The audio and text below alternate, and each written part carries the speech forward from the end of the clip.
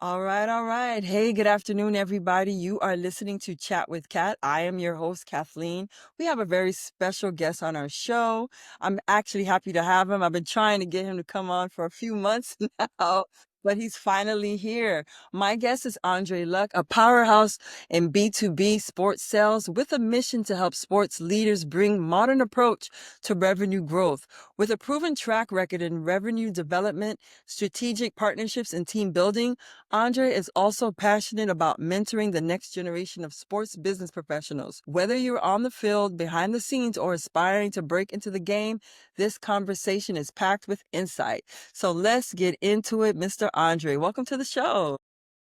Thanks for having me, and sorry for all the back and forth to get this going. I'm excited we could finally connect here. Me too. Thank you so much again. So, Andre, welcome again. Tell us a little bit about your journey. How do you get into the world of sports, business, and B2B sales? Yep. So I'm the co-founder of a sales and marketing company called Four Leaf Marketing and Consulting. It's me and my wife. We co-founded it almost a year ago now, and Nice. our last name is Luck, so that's where the Four Leaf comes in. Ah, But okay. we actually both met working in sports for the Arizona Diamondbacks. That's where I started my career. She's originally from South Florida. I grew up in Phoenix, Arizona, and you can see the Arizona State Sun Devil helmet. So I'm a Sun Devil as well. But that's actually how I got my start in sports. I worked in the athletic department as my senior year of college, selling season tickets for football and men's basketball, and I didn't know opportunities like that existed. And that led to working in Major League Baseball for the next 17 years, where I worked with the Arizona Diamondbacks, where I mentioned I met my wife there. We eventually moved to Houston. I went for the Houston Astros, so I got a little picture from Oh, nice. when we won the World Series in Houston back in 2017. But we got married there. We had our first two daughters there, and then came out here to South Florida. And I was the vice president of ticket sales for the Miami Marlins for a little over 4 years. So she got back home to South Florida, and I got to continue my dream of working in sports and specifically in Major League Baseball. So that's been our journey. That is really cool and really impressive. What does it mean to modernize revenue growth for sports leaders? Excuse me. Yeah, so I've been real passionate about studying what like the best B2B sales leaders do. And a lot of it's outside of sports actually, because in sports we do a lot where we focus on selling the team, we sell the players, kind of the wins and losses, but we aren't always keeping up with modern processes. And like a lot of the resources that get deployed get put towards the player side, not as much on the business side. So when it comes to data and technology and some of those things from a sales and business ops perspective, we're a little behind some of the top companies when you think of like the Microsoft, the LinkedIn, some of the startup tech companies. So for me, I've really looked to study what they do best from a sales and marketing perspective, and then bring that to sports and kind of modernize our processes, help us be more smarter with technology and data to make better decisions. So that's kind of a high level, but happy to dive in deeper if you got more questions on that. Very cool, very cool. So you mentioned that B2B is, I guess, a little slow in the technological aspect. Do you foresee it ever catching up now that we're in the technology So B2B not necessarily is a slow, it's more sports is sports? slow Excuse and me, excuse. adopting. Okay, Yeah, and I do see like AI helping us speed things up, work more efficiently. A lot more sports teams are starting to use it to give their sales teams tools so that they can spend more time building relationships. So a lot of administrative work that maybe salespeople are doing or people in business were doing, now you could offshore that to AI or technology, and you could focus on the things that really bring impact. And for salespeople, that's closing sales, that's spending yeah. time with their clients, spending time with prospects, and not as much administrative work like logging activities and things like that. Like you can let AI kind of be your buddy and support you through that. Very cool. What are the biggest shifts you're seeing in sports and organizations generating revenue today compared to 10 or 15 years ago?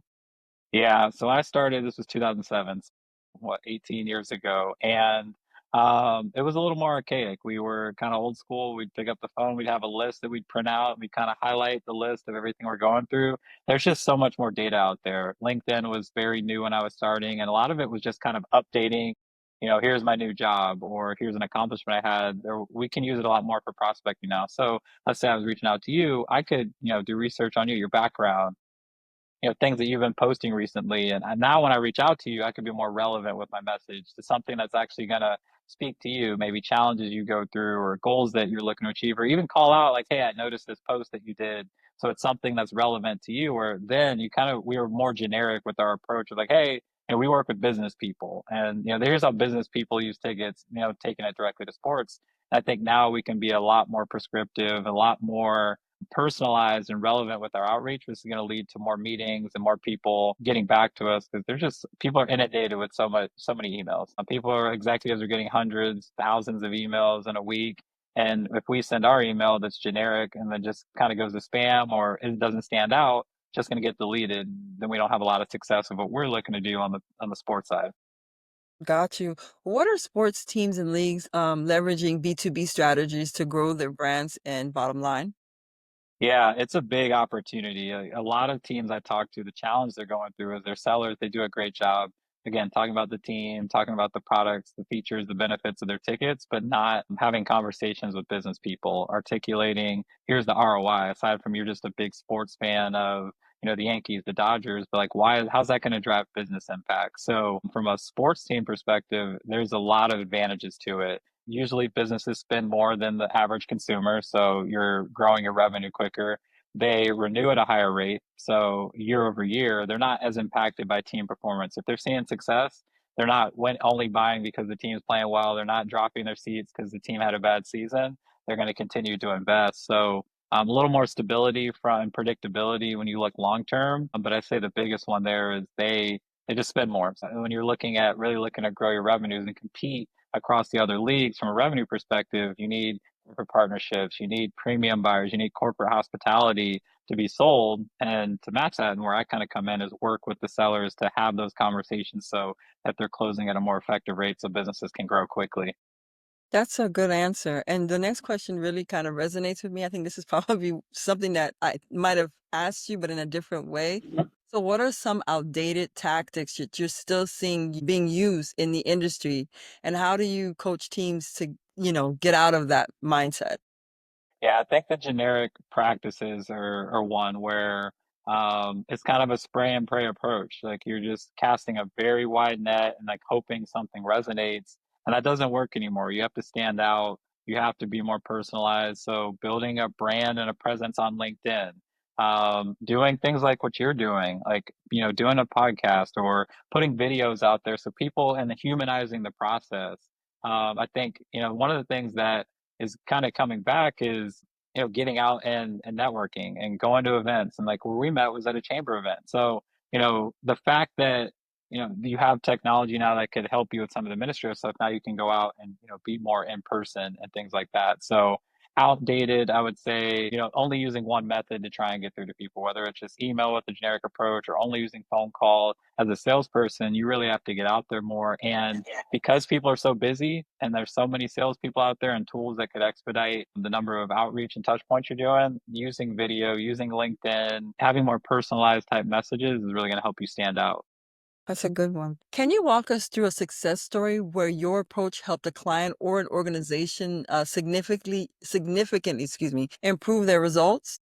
Yeah, so one of my first clients was an NFL team, and I had worked with their sales team to just modernize some of their sales practices and focus more on B2B. They did a great job, working with consumers and, kind of like youth sports leagues and churches and things like that, but really getting their team comfortable and confident to have conversation with business people because young sellers, they don't see themselves on the same level as an executive. They're like, I'm 23, 24, right out of college. What do I know about business? So we leverage tools like ChatGPT so that they could come up and be more credible when they reach out and say, hey, I'm reaching out to a manufacturing company and a VP of sales of a manufacturing company. What are challenges that they go through and how can our tickets help them with that? So now they feel more confident going into the conversation and having, hey, here's what I know people struggle with in your role and here's how we can help.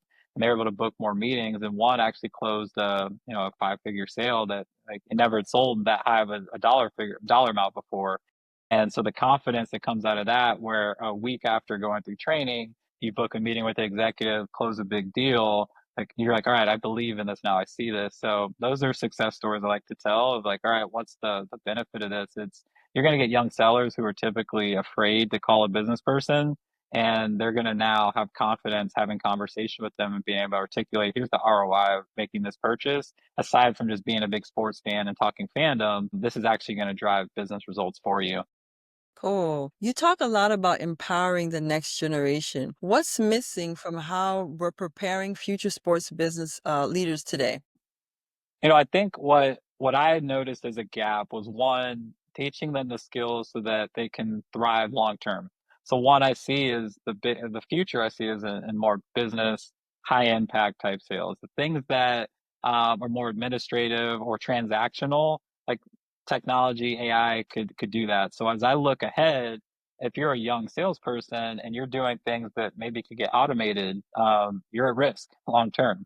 So for me, I think from a coaching perspective, it's, teaching them the skills that are going to sustain and almost be future proof in an AI future type world. That's one thing for me. And then also teaching things that are actually going to drive results. I think we do a good job of providing content around, here's how I got to this spot in my career. Here's advice in my career, but what actually helps them make sales today. And so I try and be very intentional about the content I put out, the things that I do, the intentions. Like if I were a seller today, what would help me get a meeting booked today? What would help me if I have a deal in the pipeline that could help me close a deal? Not, smile and be positive and be confident. Like those are all great principles and those are sustain the test of time. But like today, if I was on a sales call, what's one thing I could do? I try and, be that intentional about the content I put out and the things that I teach that I think could help somebody today in their role see success. Nice. What qualities do you believe define a successful leader in the sports industry now, especially with Gen Z entering the workforce? Yeah, yeah. There's a lot of stereotypes, right, about different generations and what goes on, and it's crazy. Like I'm a millennial, and we were the ones who were entitled and this, that, and the other like 10, 15 years ago, and now we're the ones in leadership roles. So now we're saying it about the next generation. But I actually went through a training session with a team. I'm doing leadership coaching, and one of the topics we talked about was being a sales leader in 2025, and we talked about this next generation coming in and how do we prepare them for the sports world. And back in the day, everyone was dying to get into sports and they would do anything to get into sports. But this next generation, it's less about the logo and working for a big brand. Like that's not as exciting for them anymore. It's more the purpose of what they're doing and the impact that they're making. So explaining the why and giving them opportunities to really make an impact on the bottom line and see that, and giving them experiences because they want to move up quickly and they're willing to move more jobs more frequently than maybe we were, our parents were. And so we got to adapt to that. So how are we preparing and creating an environment where they want to stay and they feel they're poured into, they can grow and develop, and there's a purpose there versus this company could pay me a little more, or they're going to give me room for advancement. Like I want to take all that off the table and show that they're being poured into and they're engaged and they want to stay with the organization that they're with, because they will quickly change roles. And I don't necessarily blame them. Like I have three daughters and I would probably give them the same advice when they get into their professional careers. Like if this job isn't serving you, we got to find something that is serving. To piggyback off of what you said, you mentioned that a lot of them are not really driven by perks and rewards, but their why. Do you know what their whys are, or what you've heard maybe in passing, or mentoring? Yeah, it's different, and it's different for each person. I'll start with, and I'll put it more in the perspective of what I'm seeing in sports. Again, it used to be, could you work for one of the big major sports leagues, the NBA, the NFL, the MLB? That doesn't matter as much anymore. Some people are fine, going to a collegiate organization or athletic department or a minor league team that's maybe more of a startup, and they can watch the growth and like they're fulfilled from seeing I started as like one of the first five employees, and here's how we've grown that. So it's less about, again, the logo and the brand, but the impact that they're making. And you could learn skills that are going to help you long term in your career. Women's sports is blowing up, Yeah. and a lot of people are looking to get and make an impact there because there's so much opportunity and so much purpose behind it as well. So that's one thing I'm seeing that's particular to sports and the sports business world. Interesting. How can seasoned executives create space for innovation and younger voices in boardrooms and stadiums alike? I think one is I'm big on exposure.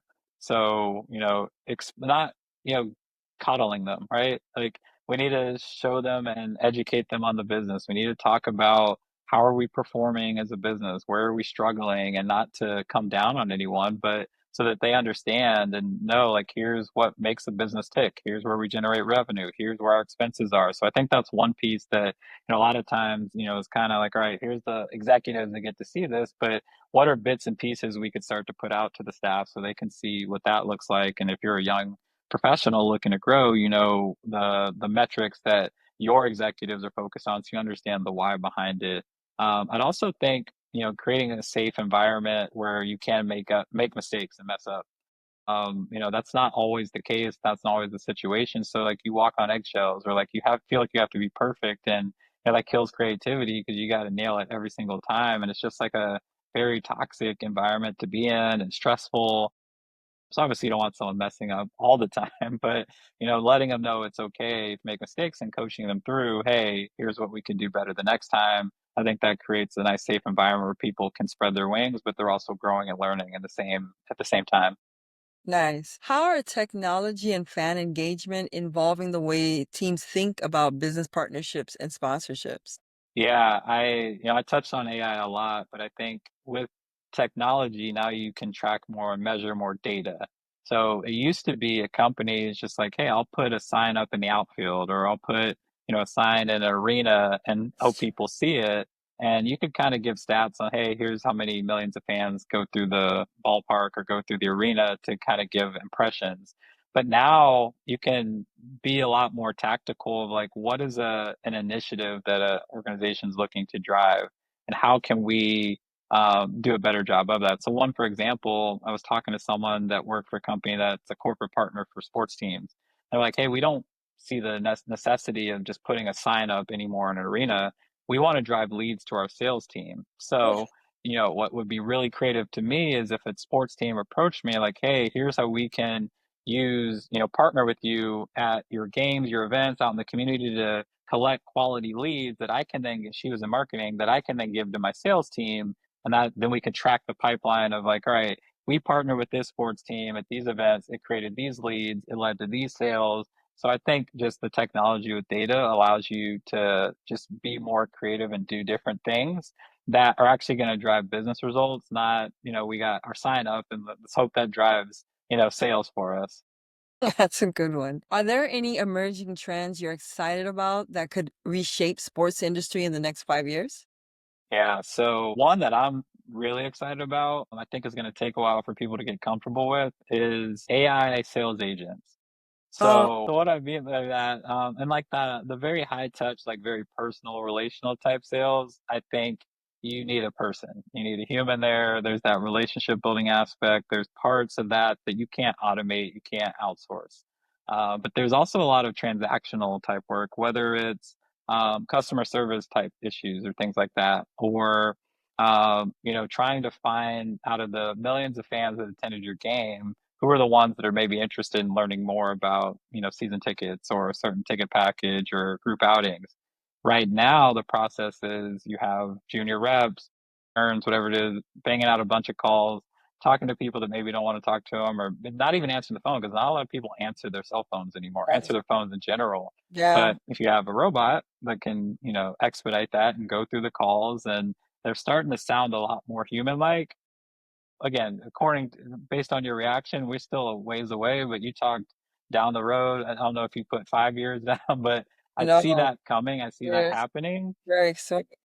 And I think that could allow teams now to focus their sellers on the things that are going to drive the most impact versus, kind of menial administrative type tasks. Sales is still a people business, Andre.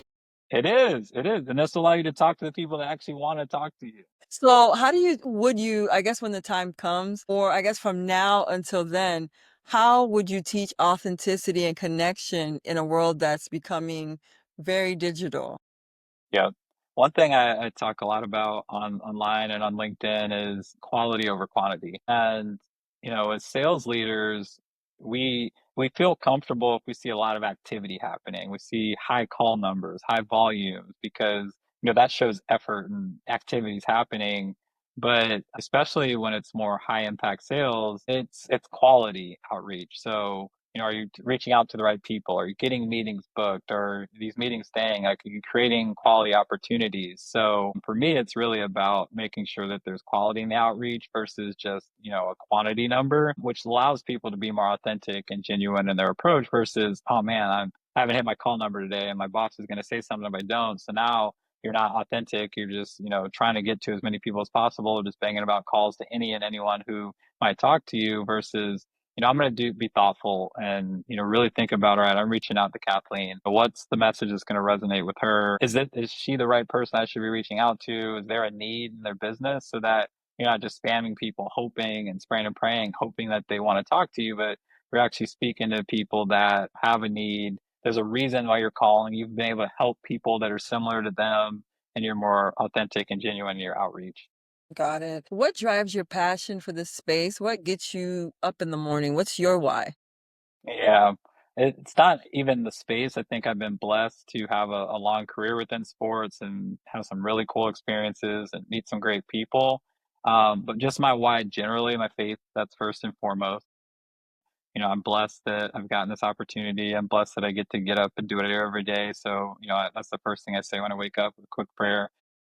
My wife, she's amazing. Obviously, she's my co-founder in the business, but also just my partner in life. So making her proud and seeing her excited and proud of the things that we've been able to do together has been great. And then obviously we have our three girls. So they're 9, 6, and 4. I'm surprised one of them hasn't run in here yet, but to blow Thank up the you. interview. But they're amazing, and I just think about the future and setting a good example for them. And one of the parts of like the entrepreneurial journey is they get to see a different route than maybe what a lot of us saw coming up of, all right, you work for a business and you stay there and like that's what work is, but are you doing work that you're excited about? Are you doing work that you're passionate about and getting them to be part of it? And we put them in our content sometimes and they get to see, me recording a video and putting that on YouTube and they're like, oh, they give me a hard time because my likes aren't as high as like their YouTube influencers, but they're the passion for me. They're what gets me out of bed every morning, who I thank God for and, want to do this for. And then I've been blessed also just in my career to have some great leaders who poured into me. And I want to pay that forward to, again, that next generation that I talk a lot about. That's good. What's one piece of advice you'd give to someone trying to break into the sports business side of things right now? Yeah, there's two things that immediately come to mind. First is understand how sports teams make money. Because even if you're going to be in sales or not, like at the end of the day, they're trying to get more butts in the seats, as they always say, trying to drive more revenue. So if you're in finance, if you're in marketing, if you're looking to get into strategy and analytics, like how can you help the bottom line? How do they make money and what can you do to help drive that? I think that's one just from a business perspective. Understand who you are and be comfortable in your own skin. Mhm. Early in my career, and I don't know if you could tell from my demeanor, I'm a little more laid back than most sales people, sales leaders. Are. They're high energy, they're banging the desk, they're ringing the bell, Yeah. all that stuff. Like the stuff you'd see like Wolf of Wall Street, the car salesman type people. And so, getting into sales, I was like, oh, I don't know if this is a fit for me. And that was a conversation I had with my mom. Like she worked in HR. She's like, you don't seem like that, and I think she meant like the sleazy car salesman type person, but those are things that I was insecure about in my career. I'm like, do I have to sound a certain way? Do I have to act a certain way? Do I as a sales leader, we would take these personality assessments just so we understood like our strengths and weaknesses across the leadership team. And my counterparts and my bosses would be like, very gregarious, outgoing, outspoken, and like we get all excited reading theirs, and they read mine. And it's like, can do consistent tasks, pretty much just like boring, steady Eddie, like gonna do his job and set up a good sound process. And like I'd be insecure about that. I'm like, I wanted mine to sound like everyone else's. But what I learned is, that consistent, that measured approach was actually my differentiator. And that's what, helped me with that group to, kind of offset things and be a different type of leader and, hit on different skills and point out different areas for growth for some of my team members.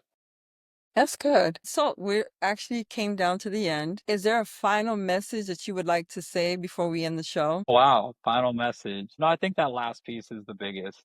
Doing something that you're passionate about, doing something that, is a purpose to you. Everyone's on their own journey. So it's very tough, especially, and this is something that I have to talk to myself daily about. Like, I'm not even a full year into entrepreneurship, but I look at people that are 5, 10 years and like their journey and like all right, like, how do I get to there? And it's like they Right. all had to walk one step at a time. So, Yeah. there's going to be some high winds, there's going to be some low lows, but like all you can do is take it one step at a time, show up consistently. Yep. And, there's no easy button, there's no shortcut to success. So, that would probably be, where I close it with, and just being comfortable who you are within your own skin, taking your own path and your own journey. That's a good word. And where can people connect with you or learn more about your work? I think the best place is going to be on LinkedIn. Post there daily. So connect with me, Andre Luck, on LinkedIn, or shoot me a message. Happy to connect with anybody and just chat about either what it is that I'm doing, or ways that I could help other people. But LinkedIn's going to be the best place. Awesome. Thank you so much for finally being on the show. You're not Yeah, thanks a for having stranger. me. So we definitely have to reconnect on your annual anniversary or your 1 year to see how Four Leaf did. For sure. I'll be sure to do that. All right, perfect. Thank you so much. Thanks, Kathleen.